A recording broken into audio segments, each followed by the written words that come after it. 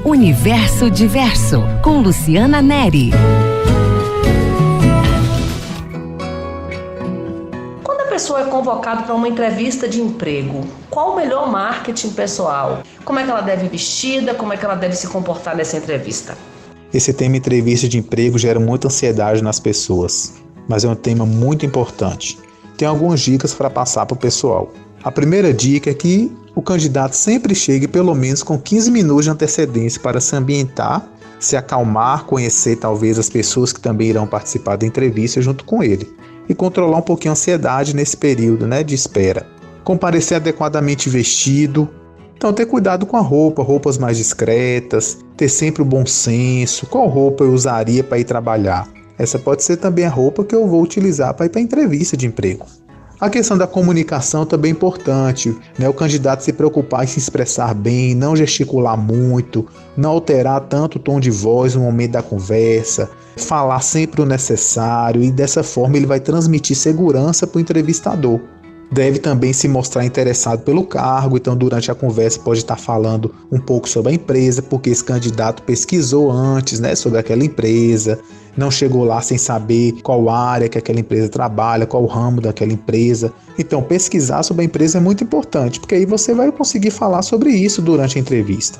Me perguntam muito sobre salário, e aí, eu devo tocar nesse assunto ou não? A minha opinião é que esse tema seja falado pelo entrevistador. Não é papel do entrevistado questionar sobre isso no momento da entrevista. Se no momento da entrevista não for falado sobre isso, vai ter um outro momento para que seja tocado nesse assunto.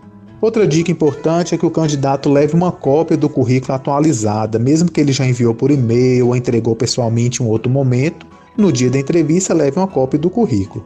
E compareça sozinho à empresa, não tem necessidade de levar o filho, de levar um acompanhante, de levar a mãe, o pai. O foco ali é você e você precisa estar só e mostrar muita segurança naquele momento. É muito importante em relação a gírias, palavrões, muitas vezes os vícios de linguagem que as pessoas têm. Ter cuidado com isso. Vale decorar algumas respostas, treinar em casa antes?